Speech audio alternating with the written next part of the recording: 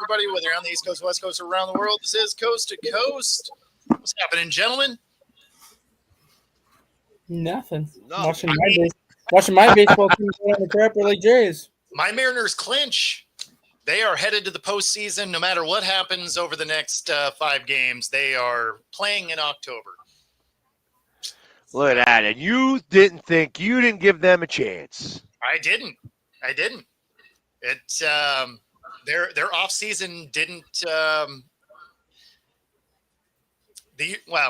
take that back. They actually were pretty active this particular off season. And then they're active at the deadline too. Exactly. Yeah. So I mean, they did finally do something. And oddly enough, what do you know? You win more games when you do. It's crazy. Yeah. I mean, that's something I haven't seen in a while. So yeah. And then you have the Detroit Tigers who decided to go skydiving without a parachute. Yeah, man. Talk about falling off. Yeah, are they out now? Like they're on the outside looking in? They are out of the division lead right now, but they do hold a 1-game lead over Houston for that wild card, but they're now out of first place in the Central. Yeah. Crazy. And I mean, how about the guy that got hit in the face? Ouch. Dude, yeah. 99-mile-an-hour heater. Yeah. Ouch. They thought that he actually wanted it in his face. What's that? What was that, Jay? You guys talked over each other. I didn't hear either one of you. No, I was just saying, with that amount of speed and hitting him in the face, I'm really surprised he hasn't had any like orbital fractures or nose fractures or. He does. He's got a broken nose. He's got a broken nose. Yeah. Oh yeah. Yeah, at the very least. And then, of course, there was a center fielder went up to go get a catch up on the wall, came down and dislocated his foot. Mm-hmm. That was an oucher. Mm-hmm. That's not fun to watch. Yeah. At all. Like zero fun. Yep. Yeah, no, it's and Houston dropping a game to the A's. Yeah. You guys and again, like I said, it comes down to pitching. Javier just, we get behind that 8-ball every damn time. Every time. That pitching is just killing it. This is not the first time. I mean, pretty much I think we've had probably 3 or 4 losing streaks that have been more than 4 to 5 games, and that's where we're heading now. And it's a lot of it is some of it was due to not hitting, but a lot of it was due to that pitching, just putting us behind the 8-ball early and trying to come back. And Bo, in the early Seattle days, you know what it feels like when you go down quick, and it's hard to battle back when you're not hitting at your best either. I like that you say that like we're like a long time removed from us being like that. That was last year. Yeah. I was trying to, I just figure if I'm nice to you, you'll be nice to me in my hour of pain. And that's just really what it is. I don't need to pile on. You've seen your team. Bro, it's bad. Like by the time 3rd inning rolls around, and I've seen this play out before, and I'm like, I can't do it. I cannot stomach this. So then we went out to my wife's birthday, or one of her friend's birthday party. I said, I got to get out of here. I'd rather go to this damn female birthday party than watch this goober crap. Well, I appreciate it. Man, I don't know what's happening to your Tigers. They need to get it together if they want to play in the postseason. As much as but it goes back to what we said earlier, Bo, and I know Pags has said this. Hell, everybody said this on this damn panel. Some teams are heating up at the right time, and some teams are cooling down at the right time or the wrong time. And I think Detroit's cooling down. Obviously, Houston is ice cold at this point. And all these other teams, Guardians, they're heating up. Yankees are heating up. Now, Toronto's cooling down. I mean, believe it or not, you are playing better baseball than Detroit is. Yeah, like Detroit, which is crazy to me. Detroit had the AL locked down. Detroit's like 3-14 in their last 17 games. Like they are, and like I said, they jumped out of a plane without a parachute. They can't figure out how to open their emergency chute right now. Actually, that's the one consolation that I'm banking on is that I'm hoping Houston can right this ship against these crappy teams enough to get in, and Detroit will continue their fall and get out. That's the only thing that's the last string I'm actually hanging on to. As much as we like to pile on you, Jay, for like some of your teams, I actually hope that Houston does make the playoffs, because that would be the first time that all of our teams have made the playoffs in one sport. Because in football, it was the Dallas Cowboys are always missing, or the Seahawks are always missing. Basketball, Bo doesn't have a team, so he can never get a team in the playoffs for that matter. Yeah, Damn, that's a shot fire. This is like the first time that all of our like favorite baseball team would be in the playoffs at the exact same time. I'll do the J thing, like read between the lines. Like, I think it'd be cool to actually talk about like having all of our teams in the playoffs at like one time for like a specific sport, because it's always usually one of us has our team like out of a certain sport in the playoffs or whatever. yeah, Jay's team's gonna wreck it. Like it's. Well, I said I'm rooting for Houston for once because I want all of our teams to get in the postseason. Now, that being said, I think they probably do get in just because Detroit is playing so bad. It's almost like they forgot how to win. Yeah, that's right. No playoffs. No playoffs. I mean, especially when you look at yesterday, they lost 5-2 yesterday with the best pitcher in baseball on the mound. So, like, if you have the best pitcher in baseball on the mound in Tarik Skubal, and you're giving up 5 runs when he's on the mound, that's a problem, because he usually doesn't give up more than 2, sometimes 3 runs per start. Sure. Like, that would be the one guy that you would think, because there's 5 games left in the season now. Skubal would essentially pitch twice, so he would have pitched yesterday, and now he's probably going to have to pitch on Sunday. You would think that those would be the 2 games that the Tigers would win in this final week, and if they win just those 2 games, they pretty much at least have that last wild card spot locked down. But now that he lost his start, it's like you pretty much have to go 5-0, if not 4-1 your last 5 games, and hope Houston plays the same level you are. I mean, Here's what cracks me up in the National League, just as you guys are talking about teams pooping the bed.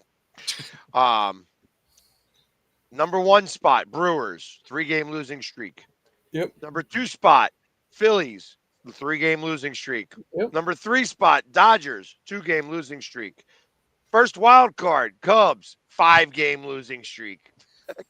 That is a combined 13 losses to the top 4 places in playoffs. And the part that's so weird. Like, this is a really weird baseball season. Well, the thing with the Cubs is too with them, like they had the Reds last weekend, who were basically playing for their playoff lives last weekend. So you knew last weekend the Reds were going to treat that 4-game series like it was a playoff series, which they did. They ultimately swept the Cubs and passed the Mets for 1 day. Now the Cubs get the Mets, another team that's playing for their playoff lives right now, where it's this 3-game set against the Cubs. The Mets have to play it like it's a wild card series, basically, because if they lose this series, they can potentially play themselves out of the playoffs. And I mean, the Cubs clinched. Like, yes, you don't want to back into the playoffs, but when you already clinched, and technically speaking, you still have to play for home field for the wild card, but when you already know that you're in the playoffs and you're facing 2 very desperate teams, it's not a good matchup at the end of the year, because those desperate teams have to pull out all the stops just to keep their season alive, versus you, it's more so you're resting certain players, you're going to get your bullpen set, you're going to get your starting rotation set for that first playoff round. Yeah, I don't know. You guys have been playing bad enough baseball. You probably want your guys to play through some of that. Well, we are from a pitching side of things, we are like resting certain bullpen guys. Like yesterday, we lost our starter in 3 innings due to back tightness, and they already said, like, had this been a playoff game, they would have kept pitching him because it wasn't at the level where he was in tons of pain where he had to come out. It's just more so like still the regular season, like you're our game 1 starter in the wild card round, like we'll just pull you now just for precaution, and then we'll rest you an extra 2 days, and then you get to the bullpen. They only used one of their high leverage relievers last night. Everybody else, they were just trying to get them regular work. So then today, they'll probably use 2 more of their high leverage guys, and then tomorrow they use 2 more of their high leverage guys. They're not using like their core group of relievers all at the same time right now because they're trying to space them out. Yeah, and Rob, you're right. Like playing the Dodgers, that's going to be tough. I'm glad we clinched before we played them. Obviously we haven't locked up the first spot or the division or anything like that, but at least we know we're in the playoffs. I mean, that's huge. The Dodgers aren't exactly playing their best baseball currently. Do you have a shot to get the number 1 seed in the AL or no? Technically, yes, because we're only 2 games back. Now, So- how ironic would that be for you guys to not only make the playoffs, but somehow get the number 1 seed in the AL? That would be crazy when you think of where we were a month ago. Yeah.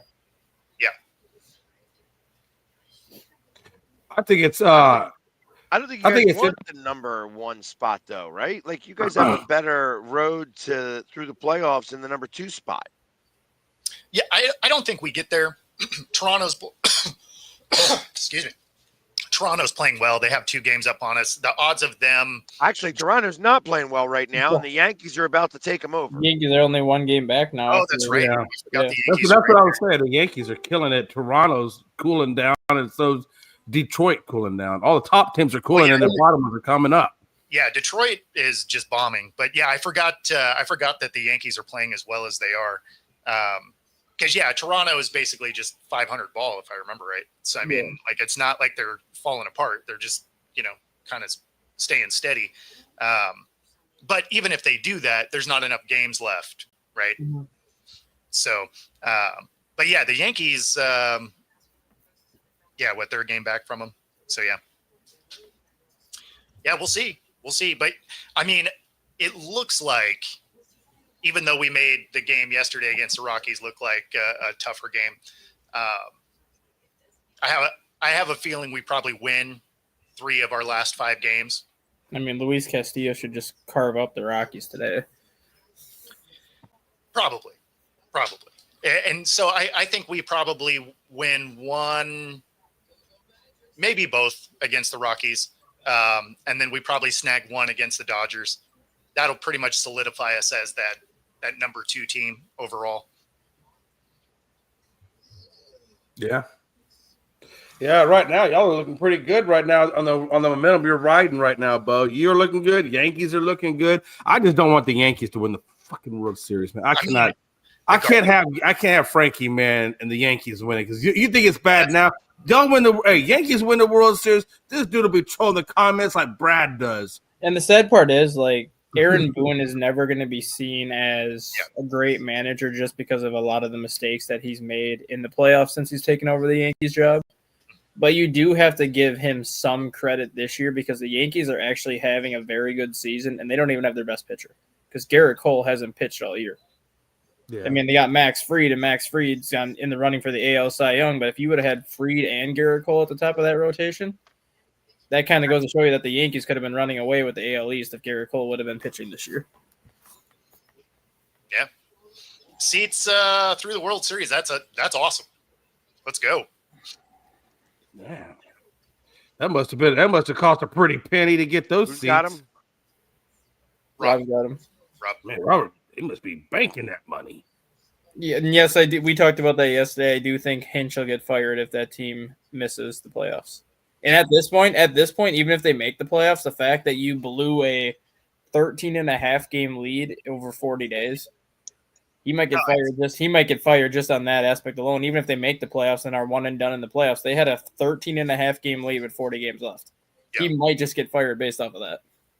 $1,200. That's actually not as bad as I would have imagined.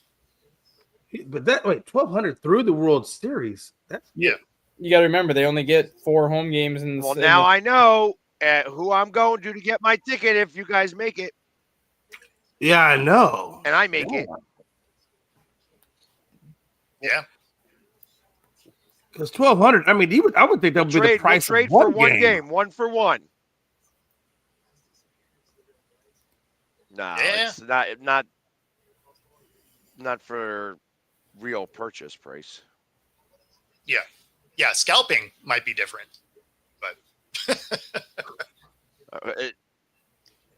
Yeah, you could sell that ticket for a lot more. You could sell one of those World Series tickets for about the entire price of that. yeah, especially if it's a closeout in game. Philly. But if Oh, go ahead. You're a little if lagged. the Phillies and the Mariners make it, Mhm. I am. Yeah. I thought it was Yeah, all you're- you guys. No. You're a little behind.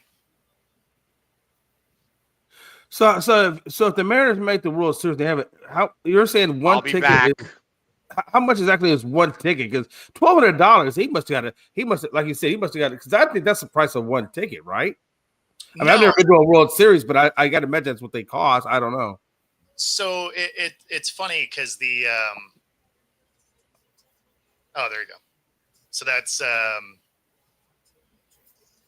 5 tickets. That's 5 tickets total. So Wow. 250 a piece, basically. yeah, which I mean that's not bad. Not bad. But it's always the aftermarket prices, or when you're buying close to the time that the prices always jump way up, right? And yeah, if you had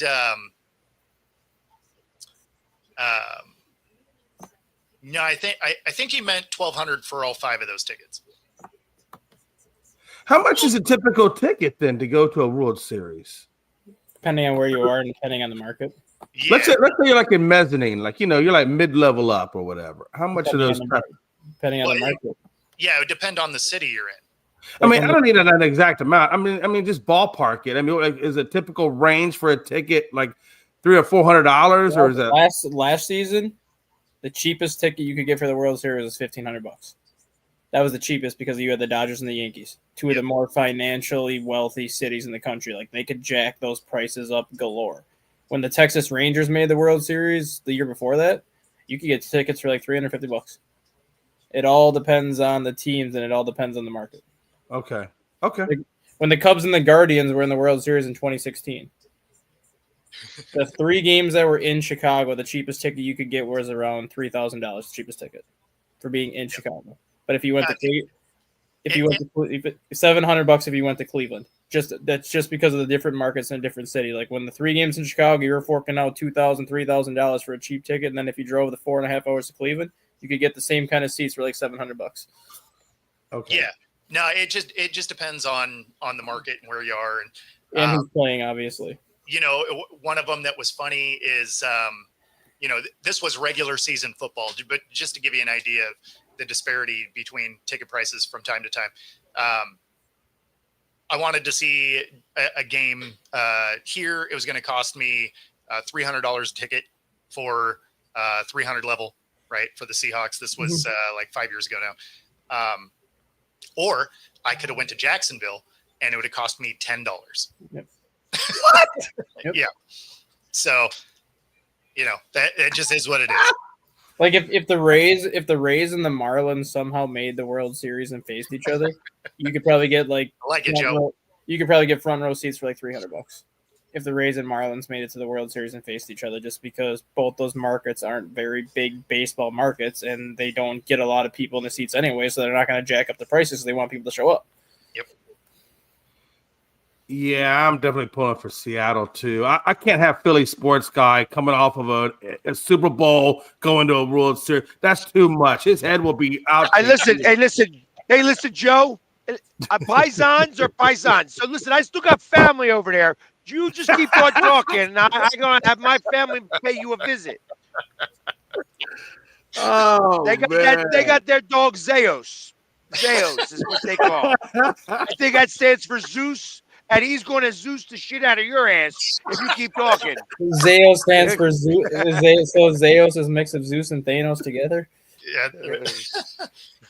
I think that's just the way they say Zeus in Italian. So yeah, because it's they actually say the E for no reason. Zeus. So good. That is crazy, man. Yeah, I'm definitely gonna have to go for. If that happens, I'm definitely gotta go for Seattle. That'll be it. I feel like Bo needs some love, man. Hey, it would be really cool to see the Mariners finally do something. Like because you never won a World Series. So this, if you were to get to the World Series and win it, this would be your first, right? They've never been to a World Series. Yeah. So they've been to the Division Series a couple of times. They've made it to the Championship Series once. Isn't Seattle the only team that's never been in the World Series? They might be the only one that's never been in it. There's a few that haven't won it. Yeah, I think Seattle's the only team. There's 6 teams right now that haven't won a World Series. Yeah, I think Seattle's the only team that's never been in it. Yeah, no, I mean, and they haven't even sniffed it. So I mean, it's they got to the Championship Series and fell apart. So I mean, it's it would be cool for them to be in it. Like that'd be neat. Obviously, if they win a ring, that'd be fantastic. But I mean, at this point, it's been so long since we've done anything in the playoffs. I mean, I know we went 2 years ago. We beat Toronto in the wild card series, but to make any kind of deep run would be nice. You know what I mean? Hey, question: how much do you think not having Wu there is going to affect you guys in the playoffs as you go deep? I think that's actually where the having a first round bye might be helpful, right? Yeah. Is the potential of getting Wu back. Mhm. So Did they say what the timeline was for him getting him back? Did they estimate that? that I don't remember offhand. I looked. It was a pectoral issue he was having, right? Like inflammation in his pec or something like that. Yeah. Let's see. Wu injury update. Skip his next start. I gotta imagine they gotta have him on some anti-inflammatories, maybe. It's still not a clear timeline. And you got to remember too, though. Technically speaking, the Mariners don't really need Wu unless they make the ALCS, because with the best of 3 series, you can get away with 3 starters, and then technically the best of 5 series, you can get away with 3 starters because you have the day off in between. So you only need 3 starters really for those first 2 series. So they technically don't need Wu until you get to the best of 7 when you actually have to go to 4 starters. So if they want to keep him on the playoff roster but just not use him until they get later in the playoffs, that'd be fine too. It depends on how Seattle does where they get seeded. Yeah, I mean it still sounds like he's day to day. So he's going to skip his next start. But they basically said he's not going to need to be put on like the 15-day IL or anything. It sounds like they're just day by day in it. Right. That being said, if they can get the first round bye, that would be, that'd be huge, right? Oh yeah, that would definitely be huge.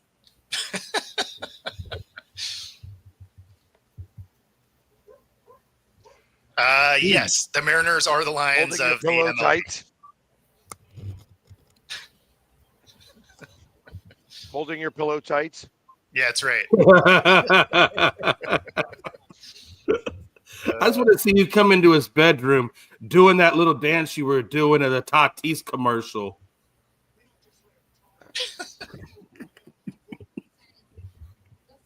That was wasn't- awesome. I was not the Tatis commercial, the dance I was doing. That looks more like Thriller from Michael Jackson. It does. I embellished your dance a little bit. I'm not gonna lie. I embellished a little bit. They're technically 3 games though. The Phillies are technically 3 games out of the top seed. Yeah, we're not getting the top seed. Because the Brewers have a 2-game lead, plus they have the tiebreaker, so it's technically a 3-game lead over the Yeah, Phillies. there's just not enough baseball left. I don't want the top seed. I want to stay right where I'm at. I want the Dodgers or the Mets. No, I mean that makes sense. That's what you And want did to you open see- up again? Did you guys see the 11-person committee? Said ABS is going to come. Yep. Oh yeah, It Yeah, got it's in. approved. it Yep. did get approved. Wow. 2 Okay. per game, which makes me think that listen, if you get the first 2 right, then they should just fire the ump. Just on the spot. They're like, yeah, and we're tossing you. Like, You're leaving this game. Get out of here. that would actually be funny. The So problem what is, is there'd be with this ABS system in each park? Is it MLB that just comes in and installs it, or is it the team that installs mean, the they all angles have on the plate? they all have it now anyway. I want. Here's what I would like for them to do. It's like they can put cameras everywhere else. Just put cameras on the 4 corners of the plate, not up at the point. The 4 corners of the plate. Or Yeah. if you put one up at the point, that's what makes the box. Exactly. Have the robot toss the out. Well, my theory is what I'm saying is that when you go into each That was and a every funny one, home Moose. park, when you go to each home park, can the home park or can there be an advantage to where the home park sets up the ABS system, the angles on the plate, things like that, or No, is it going to be no. standardized?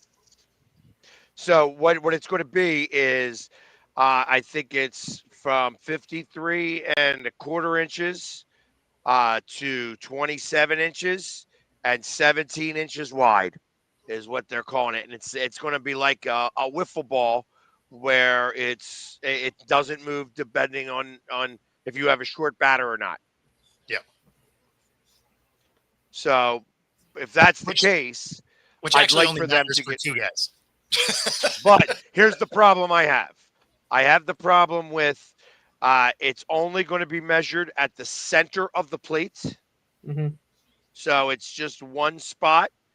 And at that point, it's like, okay, well, if it's out of the zone at that point, but it kind of curved in, if it was a curveball and it's out of the zone at that moment, I don't like that it was in and out, or out and in. Like either way, I don't like that. So I would love for them to figure out a way to put, like I said, 4 cameras that shoot straight up, looking straight up, and then the one camera that would like edge in from the point that would actually create an entire box. I know that we have the technology to do this. Yeah, I think more likely what would happen, just because you'd end up with people kicking dirt on them all the time, is you probably have one of the cable cams that's looking straight down, which would do the same thing. Well, you can't do that either. Can't do that because that becomes in play if the ball hits the camera. Well, no, but I mean, This can't be like football like that. well, but the thing is you could put it way up, because it's not like Zoom doesn't exist, right? So, I mean, that cable cam could actually be a long way up, just squared up over the plate. And if you happen to hit one, it would be no different than if your punter hits the scoreboard. They'd just be like, okay, interference doesn't count either way, right? Because it's going to happen few enough times that I don't think it'd matter. But having it from above, I think, would be easier than having the ump have to clear the cameras every time you swing the bat. That's a good point, because people are going to skip dirt on hell. I would. I mean, yeah, people go up I there would. around every time they are at the plate. So Right. Yeah, to answer Rob's last question there too, that's actually the next process. It's not going to come into play until next year, but next year they're going to allow allow managers to challenge check swings. they're just going to chip the bats. No, they're going to allow them to challenge check swings, because on TV you always get the slow down replay on a check swing where you can see like if the swing. So they're going to allow umpires to challenge 2 check swings per game, and like they're going to have a line like on whatever replay screen they're going to look at. So if the bat crosses that line, it's a swing. If it doesn't cross the line, it's not a swing. So managers are going to have the availability now to challenge check swings starting next year. No, that's what I'm saying. They're just going to put a chip at the end of the bat, and then they're going to be able to see the exact placement of it. I'm telling you, I don't think it's unrealistic for them to put cameras in the plate. And even though that I know Yeah, but third base. They have them on second base too. Yeah, and first base. Like if you can put a camera on those, like those bases are elevated, obviously, so you can kind of stick the camera like on the elevated part, but you can somehow put a camera in home plate. That's my point. Is those are elevated, right? And you don't have people going up there and kicking dirt the whole time, right? Whereas I don't know. You always have the guy's foot on that bag, blocking that camera most of the time. Yeah, but it's not trying to watch a ball either, right? That's just there for sliding, I would imagine. Sliding and I would imagine it's sliding and puck. I don't know what else you'd use that camera would be good for other than sliding to see if you got there before the ball got there. Don't get me wrong. Like they're going to find a way to make it work. Yeah. I mean, and sports cameras, like your camera on your phone can go up to 60 frames per second. Most of these sports cameras now are operating at like, 244? Like 144 frames per second, something like that. It's most like of them are that 140, yeah. So it's like think about that in real sense. It's like it's shooting 2.5 frames per each time you're off camera.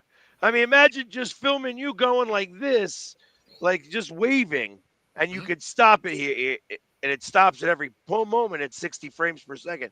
I mean, I have mine set at 60 frames per second. You guys may only have yours set at 30 frames per second, or even 24 frames per second. So, and that's even fast. Like we can't, like our eyes only. I think our eyes only operate at like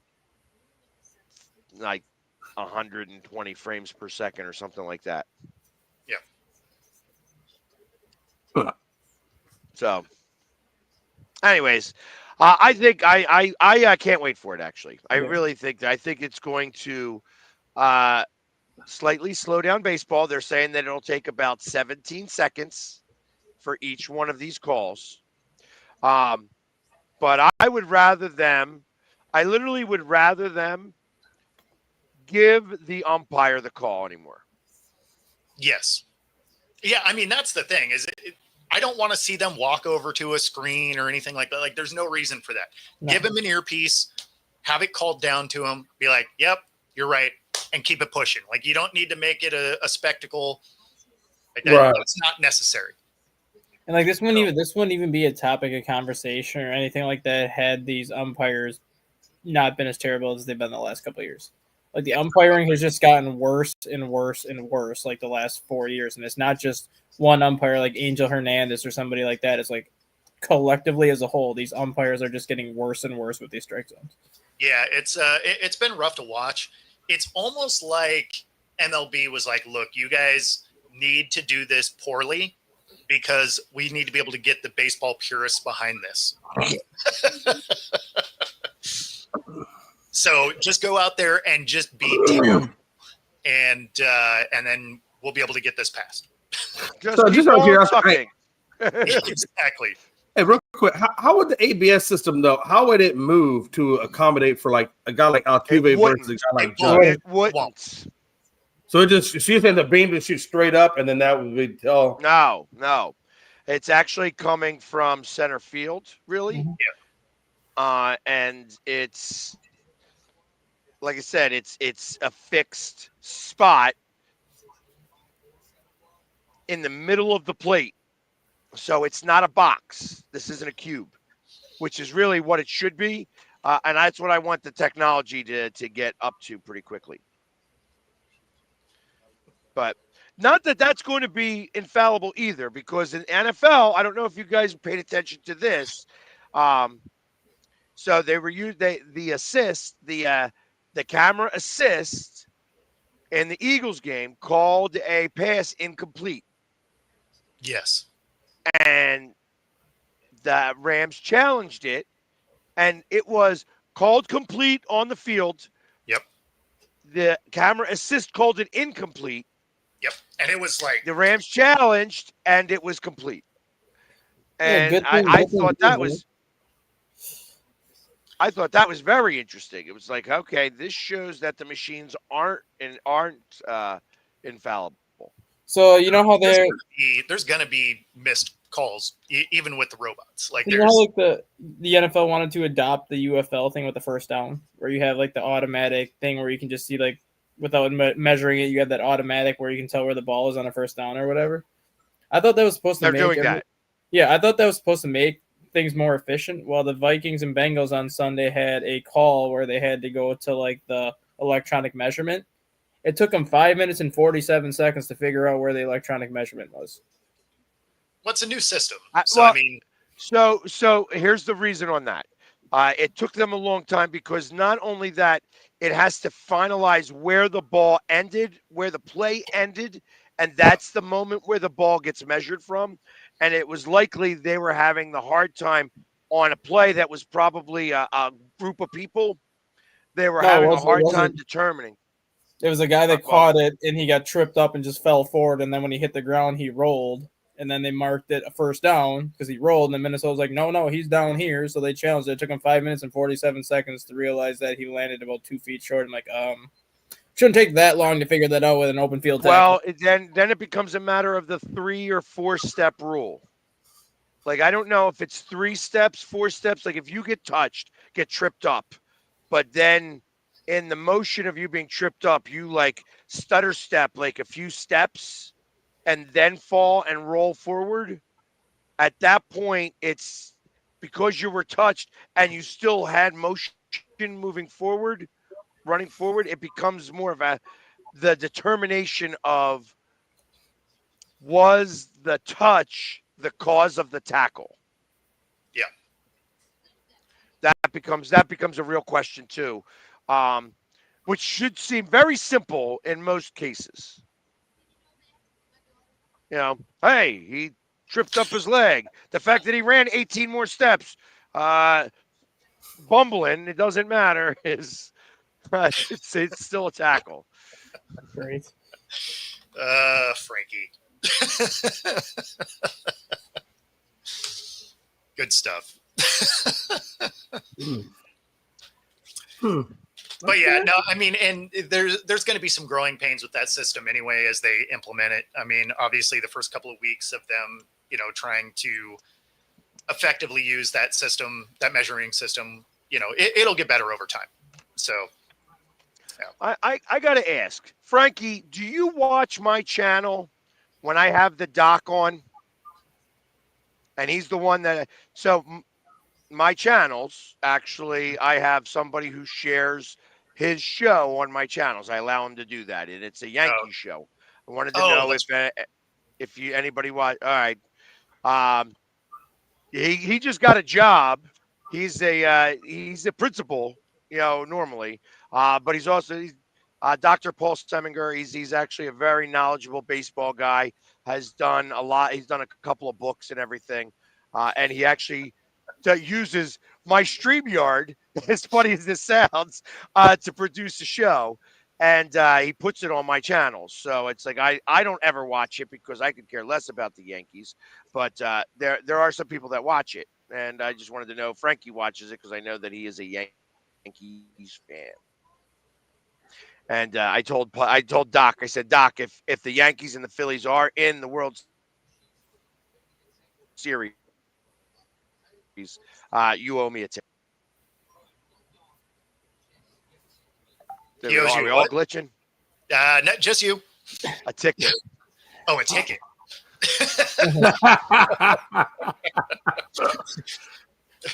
You were like, he owes me a. And then I'm like waiting. I'm like, what happened? Is everybody glitching? I feel like I'm over here. He had to think about it for a second. What he owed him. He owed me there. Yep. Yeah. We know. He's taken his turn with the Temu Wi-Fi. So you know what? And I just did a commercial for Xfinity. That's because they got you to say something good, and they're like, "Okay, good, we're done," and turn it back off. And that's a wrap. Yep. Yeah, exactly. It was a live ad lib, is really what it was. That's what I said. The whole fill in the blank pause. I'm like, this. What word would you put here in this space?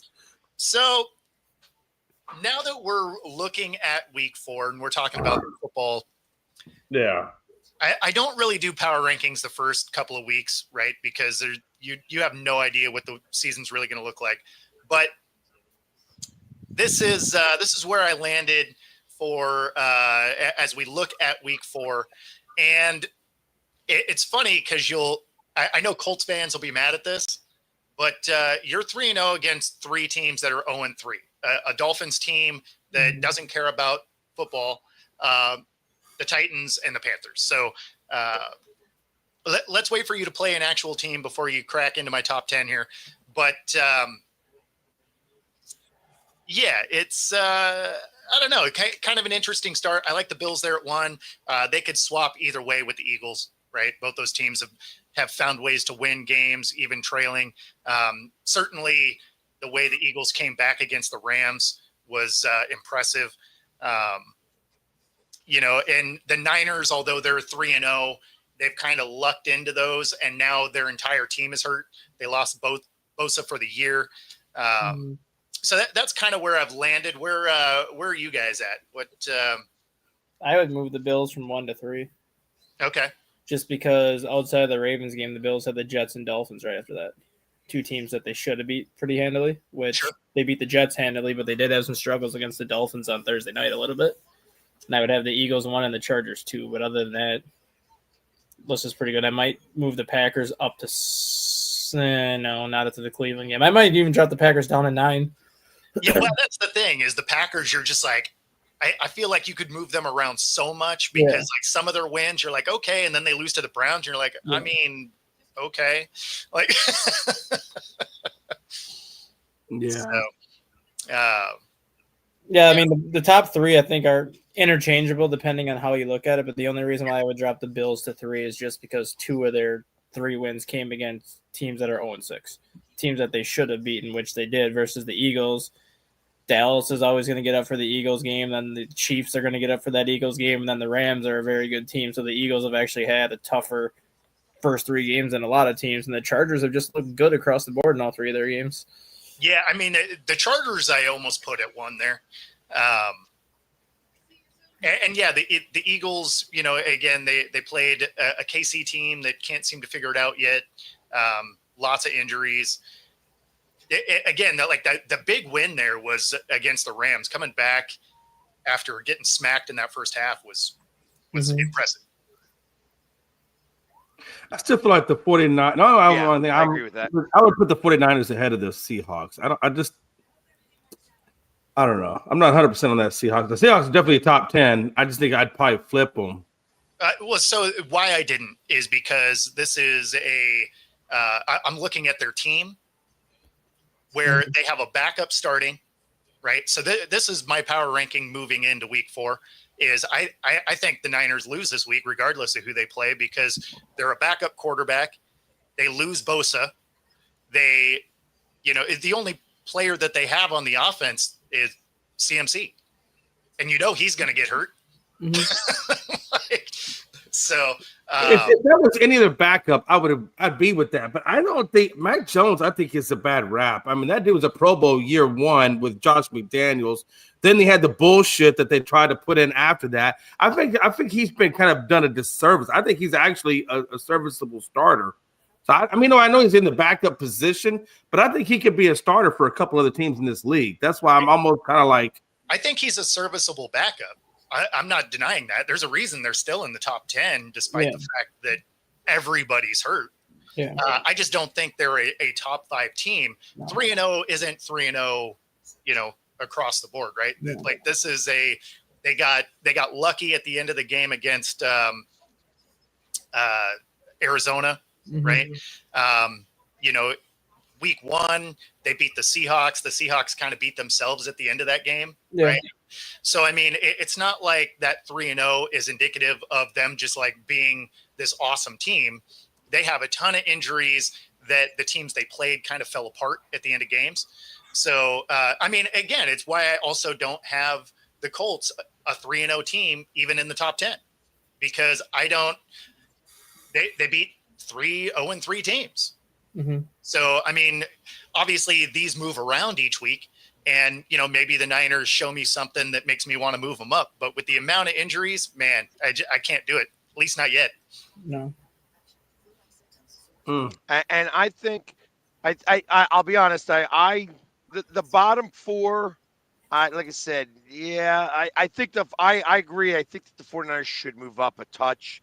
I think that the Packers literally beat up on 2 bad teams and then stunk up the joint. Like I guess Packers beat the Lions in week 1. So the Lions aren't a bad team. Right. I think. Yeah, but the Lions in that game were trying to figure it out. Yeah, that's why I think the Packers get a little bit that's of the benefit of the doubt on that one. But I think Washington could be put into that mix. I think you have the Seahawks a little high there too. But I didn't put Washington in because they don't have their starter also. Yeah. Yeah, that's all I would have. That's only for a minute. Jaden's not there, but Well, yeah, but so these are week to week. So this is going off of what it is they currently are, right? So I mean, these move around each week. So if you're doing the power ranking as it goes into each week, so it'll fluctuate based on who their opponent is and their record. Yeah, like this doesn't just stay fixed like this for the season. Like that's not how power rankings. Well, no, I didn't think it was gonna be for the season. Hey, this is the Bo power rankings, just like Exactly. the ESPN power rankings and the Stephen A power rankings. Exactly. Hey, listen, they're meant to be argued. Yeah. Exactly. That's why you make them, because you're like, where would you put your guys? Absolutely. Like that's the idea. Well, Rob, the Vikings are there because you saw what they did to the Bengals on Sunday with Minnesota's defense. Yeah, well, and that's why they're only hanging on, right? Yeah. Because they beat up on a Bengals team that's terrible. Yeah. And they got smacked by an Atlanta team that can't figure out how to play football. Yeah. So they're a 2-1 team that has a lot, like they have the pieces there. I like them better now that Wentz is the starter. That's actually the only reason they're in the top 10. And the other If reason McCarthy too, was still starting, I wouldn't have had him there. and the other reason too now is Jordan Addison comes back this week from Minnesota. Exactly. So now you're gonna maybe see things open up a little bit in that passing game because now Wentz is gonna have Addison, he's gonna have Jefferson, he's gonna have the full disposal of his weapons on that offense. Yeah, no, if it was still JJ McCarthy there, I would have had a different team at 10. Yeah. I actually probably would have had Washington. I there. actually think now, when I look at that division, I actually look at it as a knockdown drag out between the Lions and the Vikings. I think that Wentz is going to have a monster resurgence. I do too, and that's why Like Kevin I said, I O'Connell, feel like he's finally home. and that's why Kevin O'Connell has even said You weren't he's even not- sure about it last week, so it's funny Yeah. now that you switched to my thinking, because I was saying this obviously last week, and you're like, I hope you're right. I hope you're right. It's now Kevin Well, O'Connell. Carson Wentz has always been a good quarterback. He just got hurt a lot. Yeah, Well, and he, his biggest knock was his intangibles off the field, right? Like not being accused of not being a good leader and stuff like that. Like he's because got the coach now that's going to help you be a leader. Like that Well- coach in Minnesota is a freaking leader when it comes to you don't quarterback. even necessarily have to be. He's not the starter moving like forever, right? Like you need him to come in and do the backup thing and win you games. And he can do that. Dude can still throw the ball. Well, according to Kevin O'Connell, Rob, O'Connell's not committed to going back to McCarthy when McCarthy's healthy. And I don't think I'll be honest. I don't think that he's the backup anymore. Like Wentz think is the starter He's the until he starter loses until- it. Yeah, he's a starter going forward until he either plays really, really bad or until like Minnesota gets into a situation where like we'll just say week 14 they get eliminated from the playoffs. So then he might go back to McCarthy those final 3 games because essentially you have nothing to play for at that point. But up until that point, I think Wentz stays a starter going forward. Yeah, well, I and agree. again, like he's a good quarterback. Yeah. So like, and you give him all the toys that is the Vikings. Like I think he can have a monster year. Yeah, and with McCarthy That's too, he's 20. exactly it. And with McCarthy too, he's 22 years old. He's technically in his second year, but realistically, he's a rookie because he didn't play his rookie year. He's still the youngest quarterback in the NFL, despite this being his second year.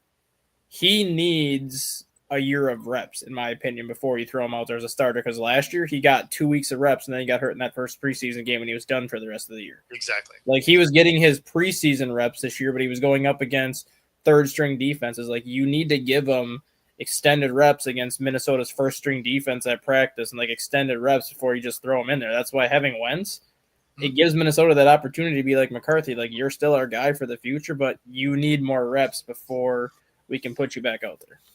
I don't trust anybody who has a last name McCarthy at this point. Fair enough. I'm just saying. I still have PTSD from the coach, much less the kid. And yeah, Wentz is a better option for them currently. I think so, for sure. Absolutely. I mean, this is the guy that was doing great for the Eagles. I mean, great. Up until he just got hurt. And then Nick Foles steps in, gets you to the Super Bowl. But I mean, the guy was still playing well. I mean, So I don't see why, just because, I mean, he goes to like you said, he goes to Minnesota. He's got great receivers. He's got good running backs, good coaching. There's no reason why he can't do it. I mean, Wentz had a good year with the Colts too when he was there. He had like 26 touchdowns and 5 interceptions that year with the Colts. But the problem was 3 of the 5 interceptions came in week 17, which was a game the Colts lost, where if they would have won, they got into the playoffs. So, like, the worst game he played all year came when the season was on the line for the Colts, but he still had a good year with the Colts. And that was when they didn't have guys like Pittman yet, or when they didn't have a bunch of other players around them yet.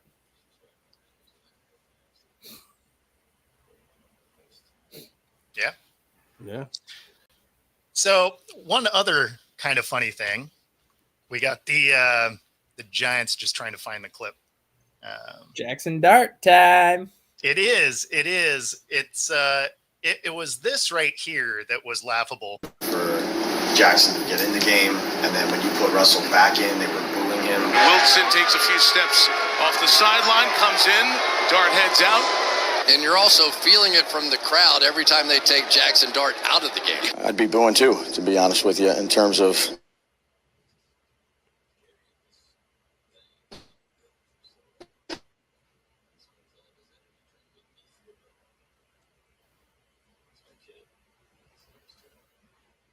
Two. What happened? There's something going on. They like stopped playing, I think. Everything is. I think Pro Pro's up even too. Yeah, like everything was up. Did you see the clip? Yeah, we saw the clip saying I'd be booing too, and then it just stopped and like everything stopped with it. You know, honestly, that's all the further it needed to go. So it always cool when the guy that is making the decisions is like, yeah, I'd be booing too.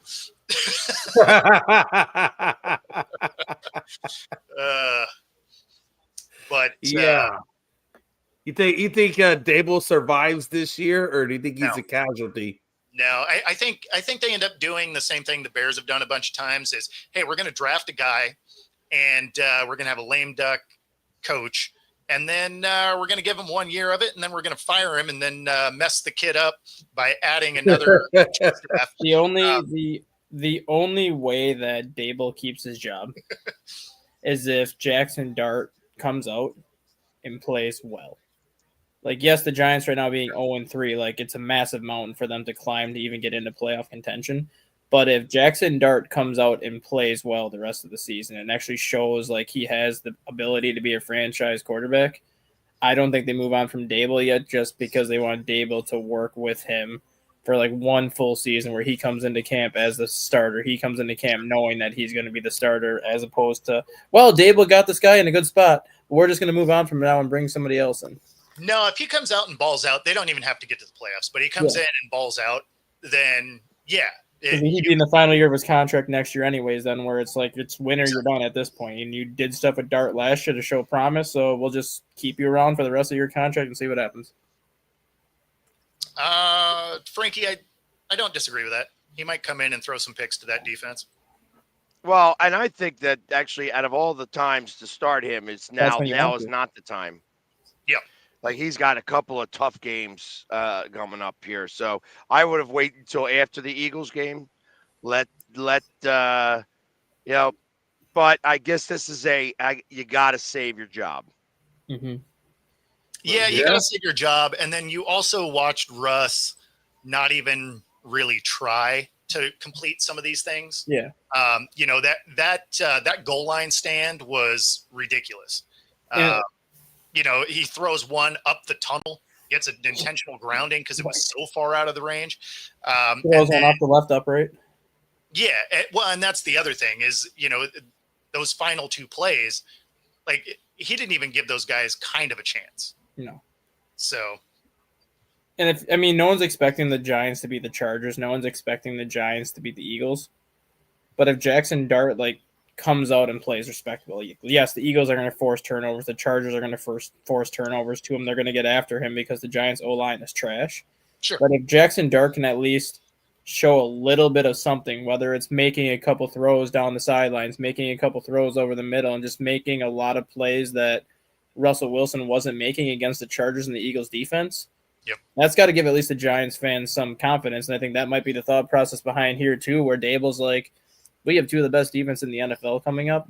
Why not throw Jackson Dart in right now to see what he can do? Because if he can do some stuff against some of the better defenses, then he should be able to do a lot more against mediocre to bad defenses, as opposed to you put him in, let's just say, against the NFL's worst defense, and he goes off for 330 and 3 touchdowns that first game.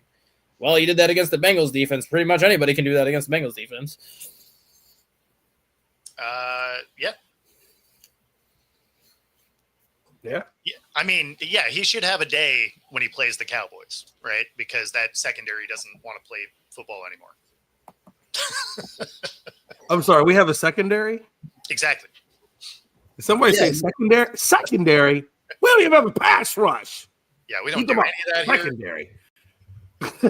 Yeah. We have no pass rush, period. The only thing we got is a run D. We got a good run D, but outside the run D, everything else is garbage. Now, them forcing him out in front of the Chargers, that is the desperation trying to save my job move by Dable, is what that is. Yeah.